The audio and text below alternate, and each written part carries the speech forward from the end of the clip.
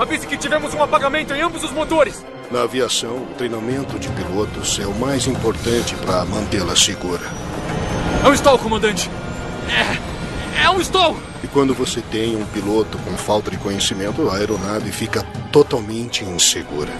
Pilotos sem as habilidades para lidar com uma emergência. Como esse avião entrou em stall a mais de 9.100 metros com 2 motores funcionando? Vão diagnosticar erroneamente o problema? Veja, ele está puxando o manche. Vão adotar a mesma solução? Não. Nada está funcionando. Vamos.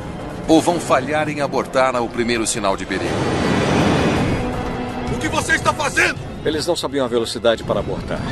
Nunca haverá um substituto para um treinamento bom e completo.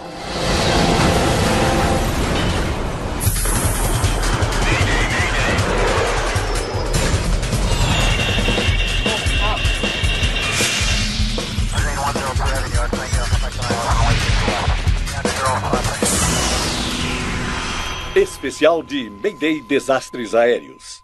Esta é uma história real baseada em relatórios oficiais e relatos de testemunhas. Treinado para falhar. West Caribbean 708, pista 21 esquerda, liberado para decolar. É 1 da manhã. O voo 708 da West Caribbean decola do aeroporto de Tocumen, no Panamá. V1. Rodar. Ele está transportando 152 passageiros. O comandante do voo é Omar Ospina. Aguarde. E o copiloto é David Munhoz. O avião é um MD-82. A aeronave MD-82 é uma aeronave muito boa. É um modelo derivado do DC-9. Eles o fizeram mais longo e mais eficiente em termos de combustível, com instrumentação e aviônicos mais modernos. O voo de 3 horas se dirige à ilha caribenha da Martinica. 40 minutos após a decolagem, o avião nivela a 9.400 metros.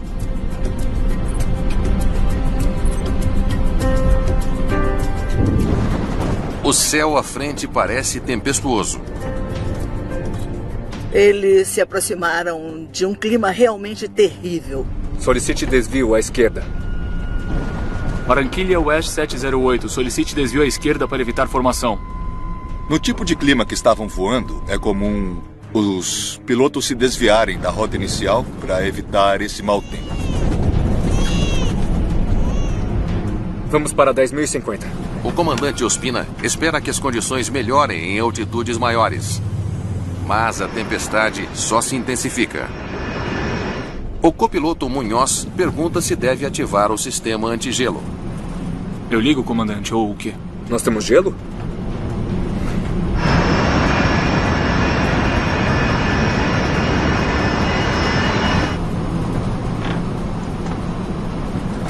Pode ligar. Mas quando o avião chega à altitude de cruzeiro, o comandante percebe que há um problema. Não consigo acelerar. Ele sente que os motores não estão gerando empuxo suficiente. E então a turbulência aumenta. Devemos descer para 9.400 metros. Desça.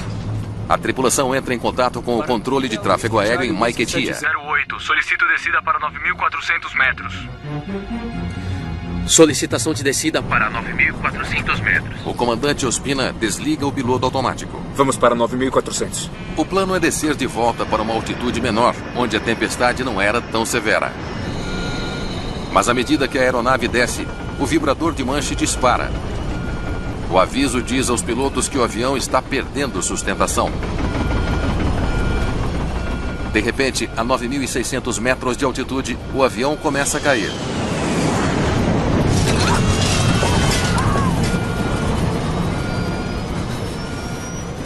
É um stall, comandante. É um stall!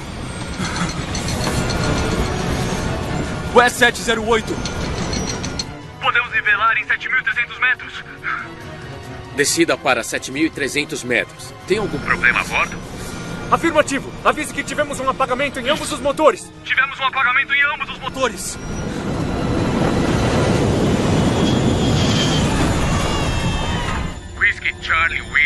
708.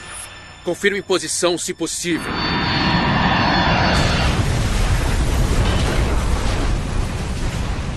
Whiskey Charlie Whiskey 708. Confirme posição se possível.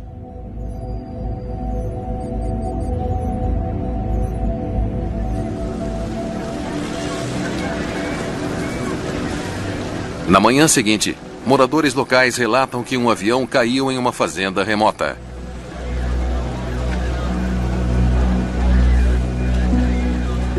Todas as 160 pessoas a bordo morrerão.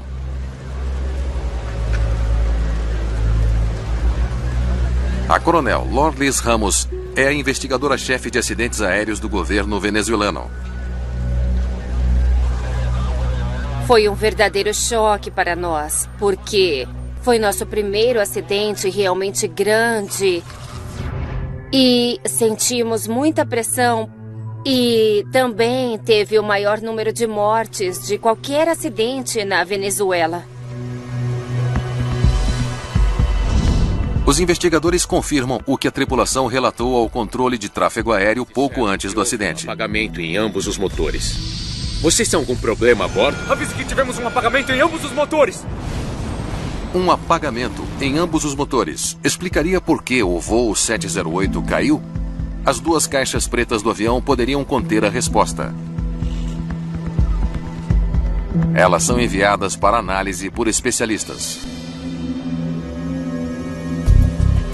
Olá. Olá.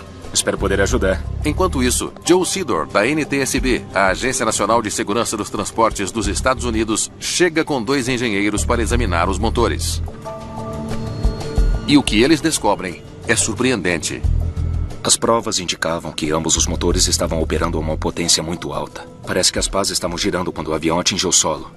Quando obtivemos os resultados do analista sobre os motores, nos demos conta de que funcionavam perfeitamente e que a falha de apagamento relatada pela tripulação nunca aconteceu.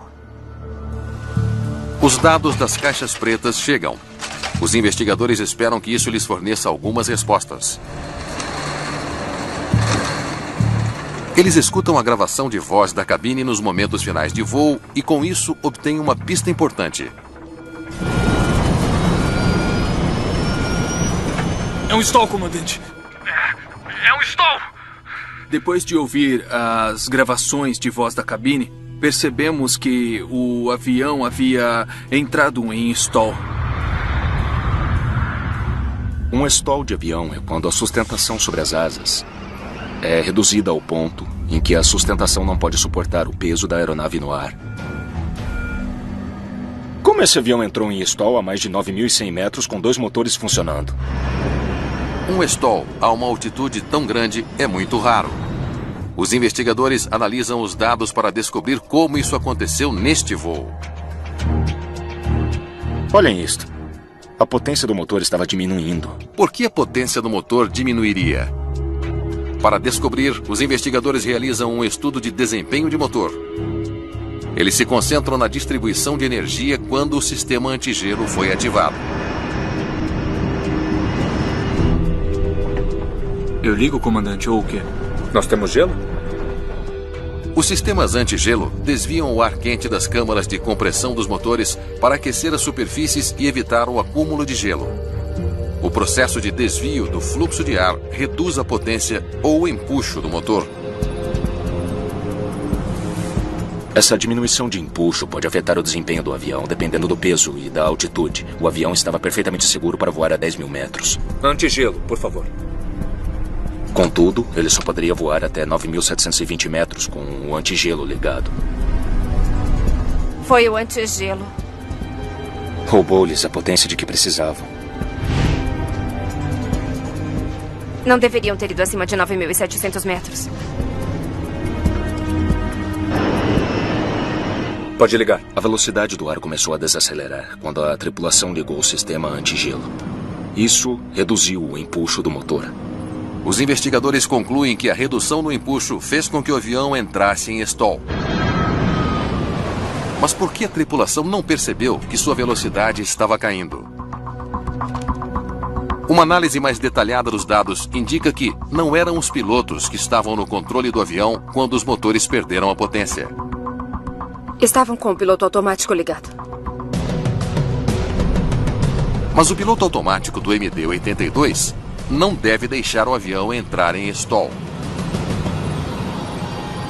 Ah, obrigado. Então por que o stall aconteceu? Investigadores analisam o sistema de piloto automático do MD-82 em busca de pistas.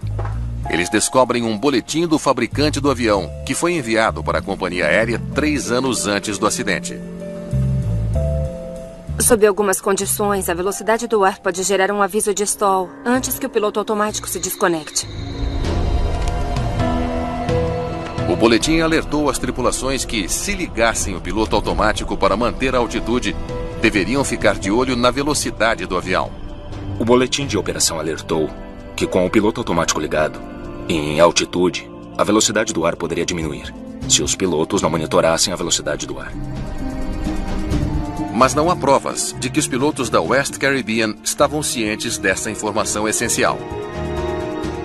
Os investigadores agora entendem os eventos que levaram ao stall. Acreditando que o piloto automático manteria uma velocidade segura, a tripulação falhou em monitorar seus instrumentos. E a crença deles era falha. Mas o comandante percebeu que algo não estava certo. Não consigo acelerar. Ele decidiu descer a uma altitude em que acreditava que o motor teria um desempenho melhor. Por isso ele desligou o piloto automático para iniciar a descida. Vamos para 9.400. À medida que eles desceram, uma corrente ascendente atingiu o avião e ergueu seu nariz. Ele atingiu um terrível trecho de turbulência, provavelmente cisalhamento de vento. E isso assustou e perturbou os pilotos. Isso foi o suficiente para o avião entrar em stall. Nosso estudo mostrou que uma corrente ascendente de 32 km por hora empurraria o avião para um stall. Isso explica como o avião entrou em stall, mas não porque a tripulação não conseguiu se recuperar de um evento para o qual foram treinados. Desça para 7.300 metros! Para sair de um stall, um piloto deve aumentar o empuxo e empurrar o manche para frente. O comandante Ospina estava tão concentrado em seus motores que fez exatamente o oposto. Veja, ele está puxando o manche. Diga a eles que tivemos um apagamento em ambos os motores. Nós temos um apagamento em ambos os motores. O comandante erroneamente concluiu que seus motores haviam falhado. É um stall, comandante. É um stall. O Munhoz parece saber o que estava acontecendo. O copiloto gritou: "É um stall, comandante. É um stall." Não houve resposta do comandante. Isso mostrou que o comandante provavelmente estava concentrado nos motores. Houve pouquíssima comunicação entre eles. O comandante não estava dizendo ao copiloto o que fazer. O comandante estava concentrado apenas nos motores. Preocupado com os motores e estressado demais para trabalhar com seu copiloto, o comandante Ospina não conseguiu se recuperar de uma situação para a qual os pilotos são treinados.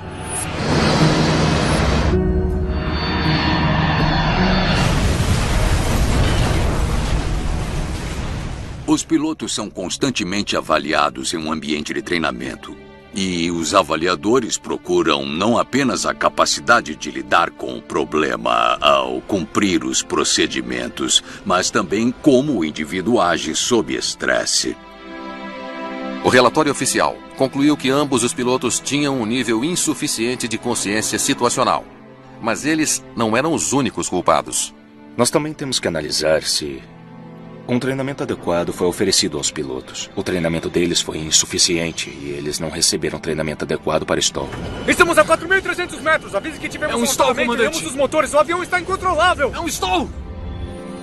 O relatório traz uma longa lista de recomendações para garantir que a tragédia do voo 708 nunca mais aconteça. Fizemos recomendações às autoridades de aeronáutica colombianas para melhorar o treinamento de pilotos, especialmente melhor treinamento na comunicação da tripulação e maior conscientização sobre o uso do piloto automático pela tripulação da aeronave. Após esse acidente, a companhia aérea foi suspensa e nunca mais voltou a operar. Ela faliu e simplesmente desapareceu. Falta de preparação, falta de uma compreensão coerente dos sistemas e uma atitude despreocupada. Tudo isso combinado, a aviação exige não apenas uma familiaridade com o seu avião, mas também conhecimento, competência. E isso significa treinamento. Mas quando um raio atinge uma aeronave na aproximação final, um piloto é frustrado por seu próprio treinamento. São 18h45. O voo 6780 da Logan Air cruza o Mar do Norte perto da Escócia. Aproximação Loganair 6780. Solicito descida para 3.300 metros. 6780. Desça para 3.300. O comandante tem mais de 5.000 horas de voo. Aproximação Logan 6780, descendo pelo nível de voo 4.600 para ILS na pista 27. A copiloto está monitorando os instrumentos e cuidando de todas as comunicações. Eles não tinham experiência em pilotar o Saab 2000, mas ainda assim era uma tripulação normal e experiente. O Saab 2000 é um turbohélice bimotor de alta velocidade. Ele está viajando para o norte, de Aberdeen, na Escócia, para Sunburg, nas Ilhas Shetland, um arquipélago remoto propenso a tempestades de inverno e furacões. Tinha muito vento. Sabíamos que num avião daquele tamanho se sente mais turbulência do que num avião maior. Bem, vamos ligar o aviso de afivelar os cintos. A 26 quilômetros do aeroporto de Sunburg, o voo 6780 desce para 610 metros e vira para sua aproximação final à pista. Dê uma olhada nisso. Eu não gosto disso. Há mau tempo se desenvolvendo perto do final da pista. Aproximação Logan 6780. Há uma grande célula de tempestade no radar perto da pista. Talvez precisemos descontinuar. 6780. Entendido. É só avisar. Quer voltar para Aberdeen? Vamos circular. Logan 6780. Vamos circular. Virando 180 por enquanto. 6780. Entendido. Manter 600 metros. Enquanto os pilotos circulam... Droga!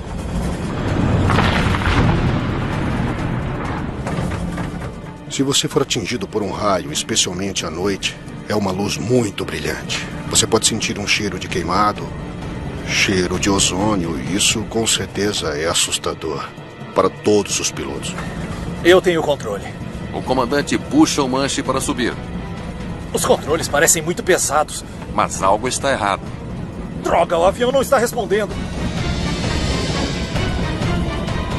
Mayday, aqui é Loganair 6780. Fomos atingidos por um raio e estamos tendo dificuldades de controle. Por favor, limpe o espaço aéreo. Eu sabia que havia alguma coisa errada.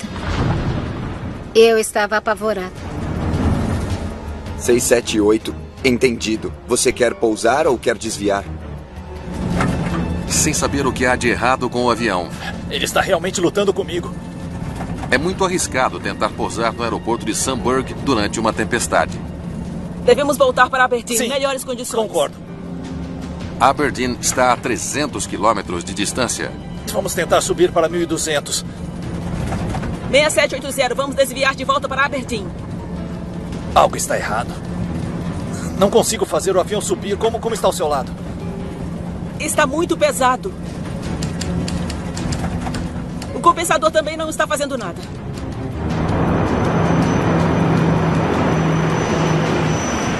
Finalmente, a tripulação tem um pequeno alívio. A altitude está aumentando. Continue assim. O avião está subindo, mas não tão rápido quanto deveria. Os profundores podem estar danificados. Puxe! Estou quase no limite. Você pode pilotar uma aeronave sem bússola, você pode pilotar uma aeronave sem rádio, mas você não pode pilotar uma aeronave sem controles funcionais. E então, o impensável acontece. Ah, não! Vamos!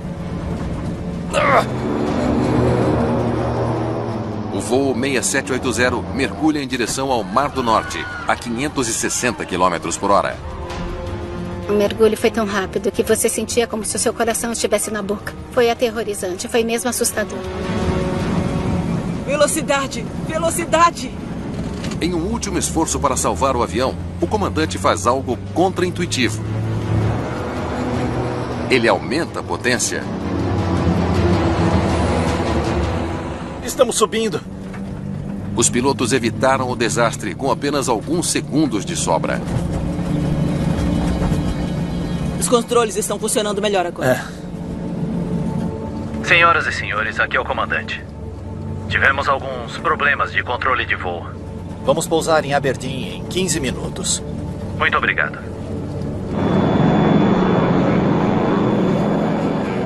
Vamos fazer uma aproximação direta e pôr este avião no chão o mais rápido possível. Os pilotos do voo 6780 estão ansiosos para pousar o avião enquanto ainda tem controles funcionais.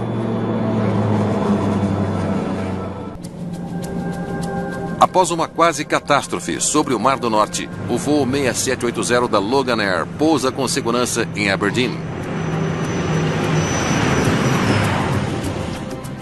Eu comecei a chorar. Foi de alívio mais do que qualquer outra coisa. Um pouco do susto também.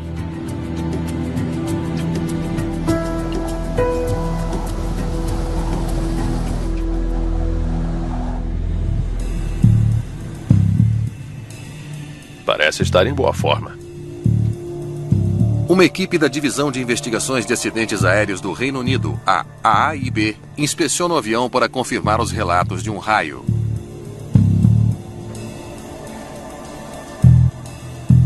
Há marcas de fuligem na cúpula do radar. Eles encontram provas de que um raio atingiu o nariz da aeronave. O local atingido geralmente apresenta cicatrizes, queimaduras localizadas e, às vezes, um pequeno furo. Dê uma olhada naquele cone de escape. Sim, sim. Foi ali que o raio caiu. Veja só, partes dele estão completamente derretidas. Os aviões são construídos para resistir a raios. Então por que esse raio afetou o voo 6780 quase ao ponto de um desastre? Os controles parecem muito pesados. Você está pronto? A AAIB testa os controles de voo do avião para ver se estão funcionando. Certo. Verifique o leme.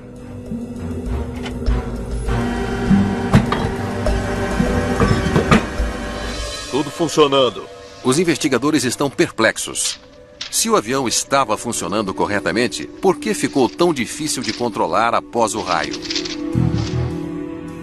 Uma entrevista com os pilotos lhes dá uma pista. O que aconteceu depois que o raio atingiu o avião? O piloto automático se desconectou. E então, o que aconteceu? Bem, tivemos problemas de controle. O avião não subia. Foi só depois de aumentarmos a potência que conseguimos controlar a aeronave. É mesmo?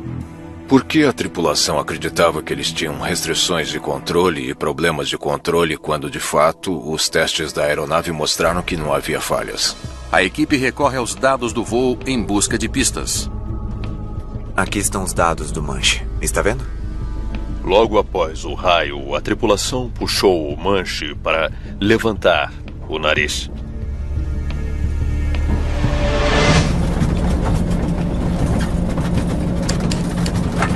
Os controles parecem muito pesados. O gravador de dados confirma que os pilotos estavam enfrentando um problema de controle. Mas por quê? O comandante disse que estavam fazendo um ajuste de arfagem. O compensador de arfagem move os profundores na cauda para cima e para baixo para manter a aeronave nivelada. Quero ver os dados de ajuste de arfagem, por favor. Certo.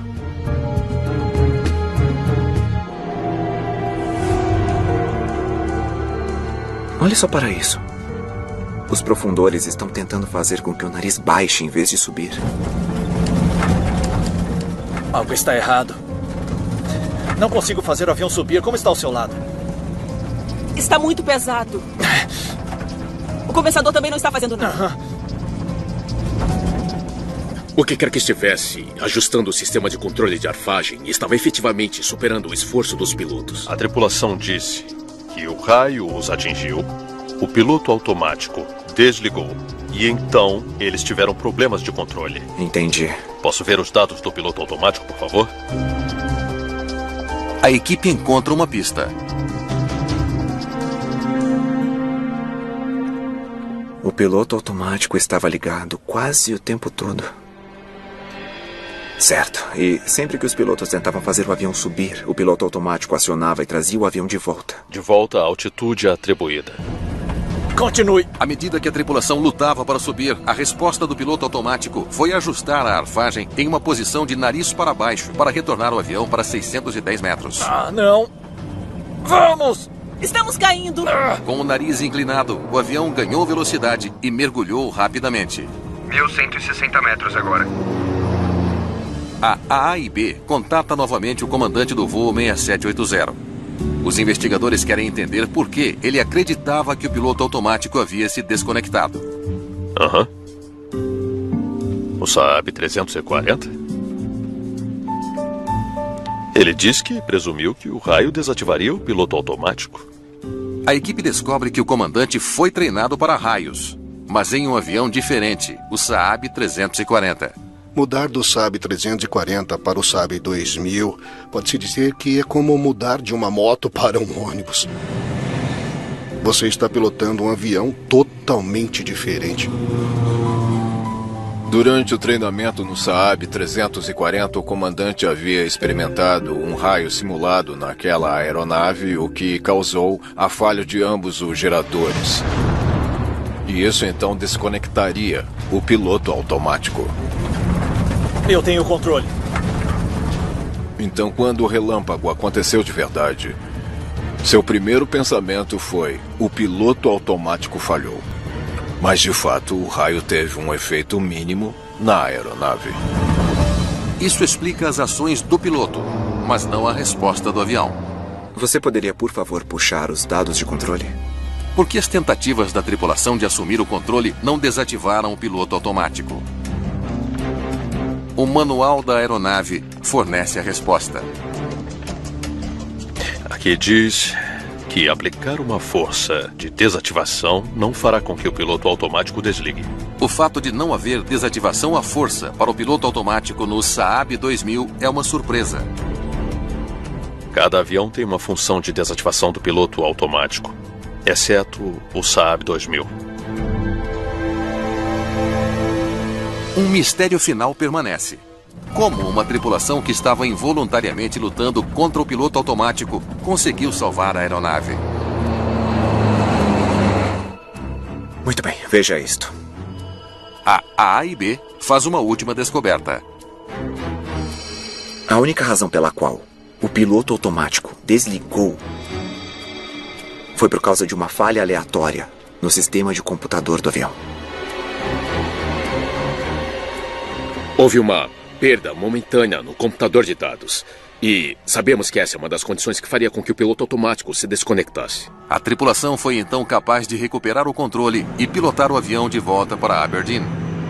Se o piloto automático tivesse desconectado mais de 7 segundos depois, o avião teria caído no oceano.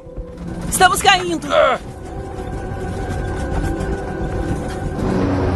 Apenas um erro de computador de uma fração de segundo Velocidade, velocidade! impediu que este incidente se tornasse fatal.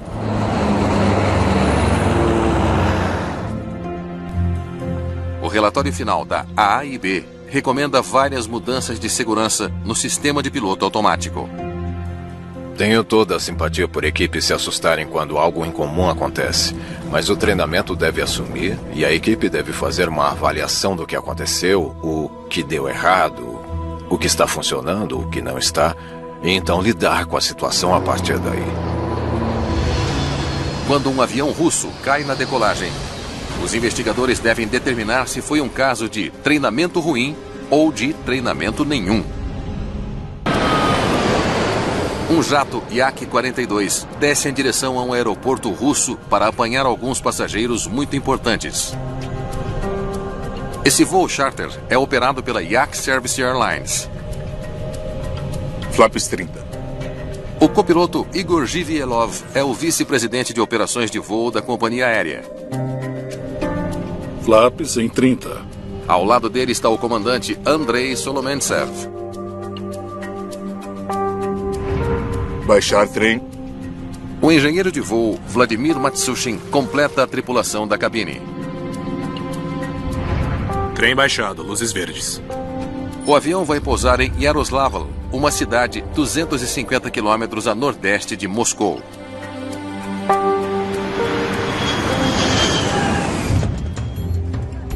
A tripulação veio buscar o time de hóquei Yaroslavl Lokomotiv, um dos mais amados da Rússia.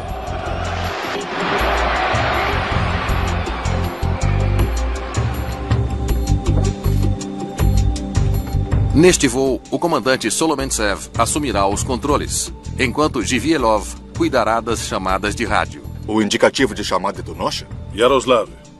Yaroslav 42434. Peço para iniciar motores. 42434. Liberado para iniciar. A tripulação liga os 3 motores do Yak. Inicie o número 3. O voo tem como destino Minsk, a 2 horas de distância de Belarus.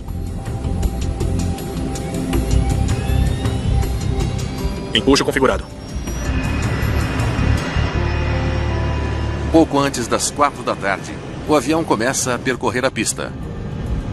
Tripulação decolando. V1 é 190.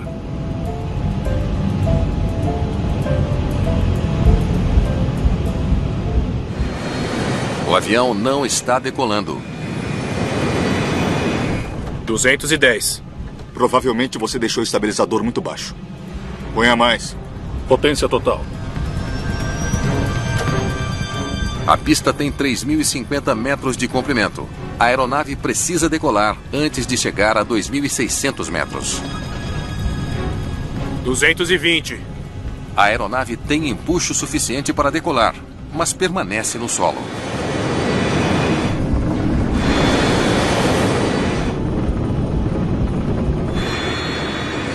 O que você está fazendo?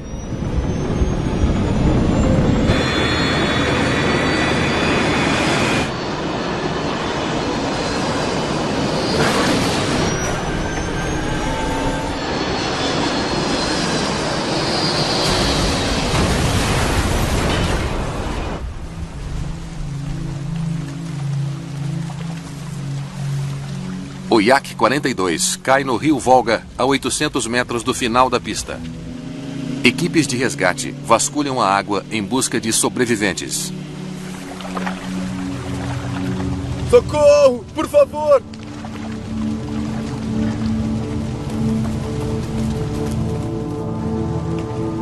Em poucas horas, investigadores russos chegam ao local. A equipe de investigação tinha muita experiência, infelizmente, porque houve muitos acidentes. 43 das 45 pessoas que embarcaram no voo morreram, incluindo os pilotos. Todo o time do Lokomotiv faleceu.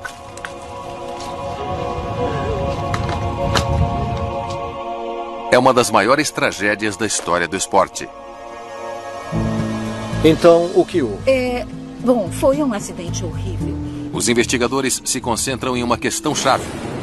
Por que o Yak 42 não conseguiu decolar?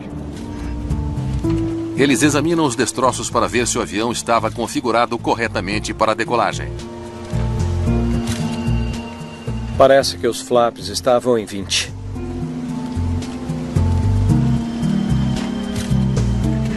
Os flaps nas asas parecem estar corretamente estendidos para a decolagem.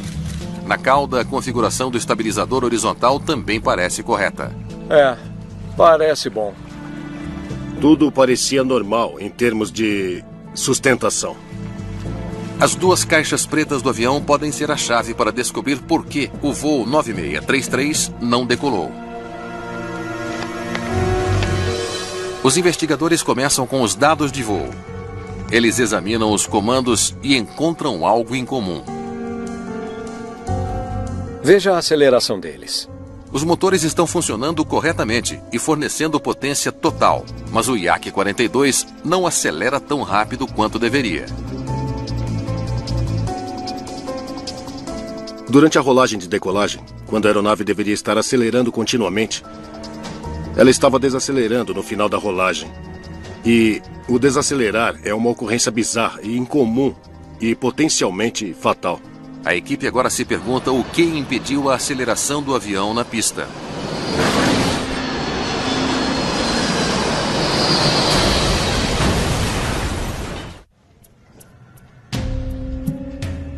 Os investigadores precisam descobrir por que o Yak-42 não conseguiu decolar.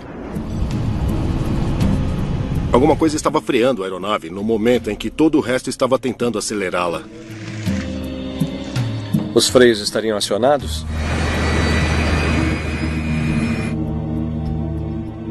Enquanto o conjunto das rodas do avião é enviado para análise, os investigadores realizam voos de teste para descobrir se os freios ativados podem ter impedido a decolagem. Primeiro, eles tentam o voo sem freios aplicados ao avião de teste. Temos velocidade de rotação. O avião decola facilmente após apenas 1.220 metros de pista.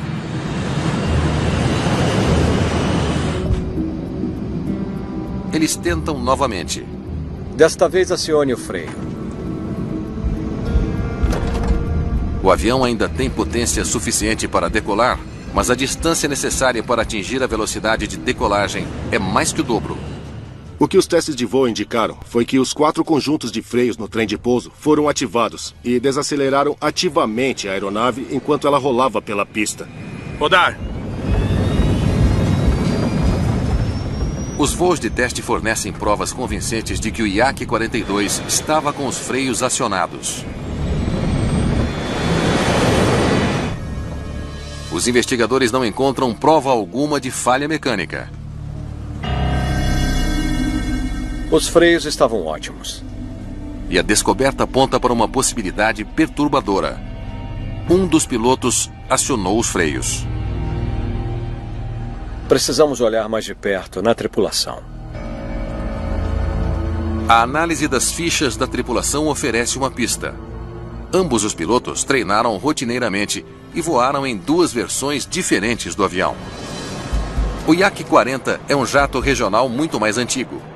O mais novo e maior, Yak-42, pode transportar 3 vezes mais passageiros e fazer rotas mais longas. A descoberta levanta dúvidas. Na maioria das companhias aéreas, os pilotos não costumam voar em aviões diferentes. Isso é impróprio e também é incorreto treinar um piloto para pilotar ao mesmo tempo 2 aeronaves. A prática da tripulação de voar em 2 aviões diferentes, mas semelhantes, levou à confusão na cabine?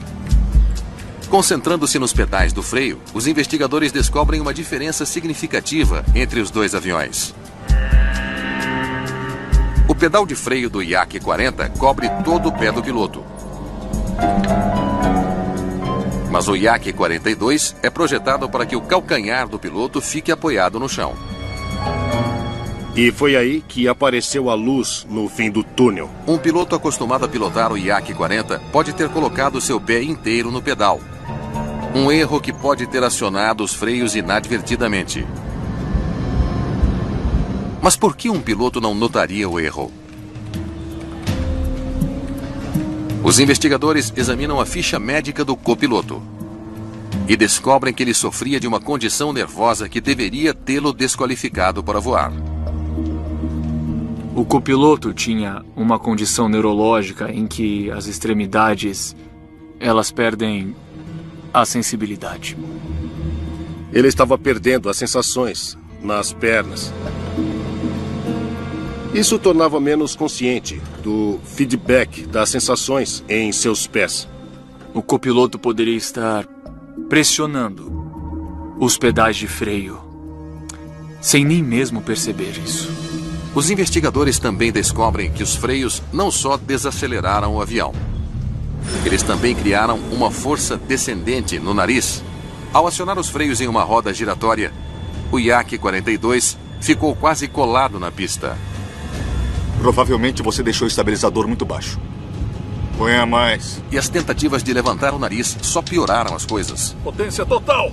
Todas as outras forças que você colocou na aeronave apenas para levantar o nariz, agora não são mais contrabalançadas pela força do nariz para baixo da frenagem. A aeronave imediatamente fica com o nariz para cima, uma alta taxa de inclinação, 20 graus para cima, em cerca de 2 segundos, e você não consegue ficar no ar. A elevação repentina do nariz faz com que as asas percam rapidamente a sustentação. O arrasto aumenta, a velocidade diminui e o avião entra em stall. E você é apenas um grande pedaço de metal e combustível e carne caindo no ar. Por que eles continuaram tentando decolar tanto tempo depois, quando em retrospecto ficou claro que não deveriam? Os investigadores se voltam para a gravação de voz da cabine e ouvem o comandante anunciar sua velocidade de abortar, também conhecida como V1. Uma vez que o avião se aproxima da velocidade V1, o comandante da aeronave precisa tomar a decisão de continuar a decolagem ou abortar a decolagem. Eles se aproximam da velocidade crítica. Tripulação, estamos decolando. V1 é 190. Precisamos de 200 para V1. Não, VR é 200. Não sabiam a velocidade para abortar. Se você não tem seus critérios pré-planejados configurados como uma velocidade, você não tem um parâmetro mensurável que possa dizer a você, naquele momento, se você pode decolar ou não. Os cálculos mostram que a partir do momento em que os pilotos tentaram a decolagem pela primeira vez, eles tiveram apenas 5 segundos para decidir se abortariam. Eles tiveram tempo de parar. Seguir com a decolagem foi um erro fatal da tripulação. Os investigadores vasculham as fichas dos pilotos procurando outras razões para explicar por que eles erraram a decolagem. Então ele não completou o treinamento? O treinamento foi feito de forma inconsistente, com intervalos entre um e outro. Parte da documentação de treinamento para o copiloto nem estava disponível. Nos relatórios de treinamento dos 2 pilotos, descobriu-se que, em muitos casos, eles foram certificados como tendo realizado certas tarefas de voo e desafios de voo quando não o fizeram. A tripulação não tinha o treinamento correto para pilotar o Yak-42. A Agência Federal de Transporte Aéreo da Rússia suspende imediatamente a licença de operação da Yak Service Airlines. A frota foi suspensa e a Yak Service como empresa foi fechada. É o treinamento, é o licenciamento, é a inspeção, a fiscalização que torna você seguro para ser piloto. E se você fingir isso, não é apenas a sua própria vida que você arrisca. E esse foi o resultado aqui. Apenas 2 meses após o acidente, os investigadores divulgam um relatório inicial. A frenagem inadvertida do piloto é listada como a principal causa do acidente. Mas a verdadeira culpa, quando a investigação do acidente chegou à conclusão, e corretamente em minha mente, foi que as pessoas que puseram a tripulação nessa posição foram as culpadas. Após o acidente trágico, o Yaroslav Lokomotiv cancelou toda a temporada de 2011. Tivemos um apagamento em ambos os motores. Esses 3 acidentes realmente são indicações do que acontece quando você não treina bem o suficiente e quando você não tem pessoas tão familiarizadas com os procedimentos quanto precisam ser. Não há melhor investimento do que treinar seus pilotos e exigir que eles sigam seu treinamento, testando-os, treinando-os, se certificando de que eles sabem o que fazer quando ocorre um evento inesperado.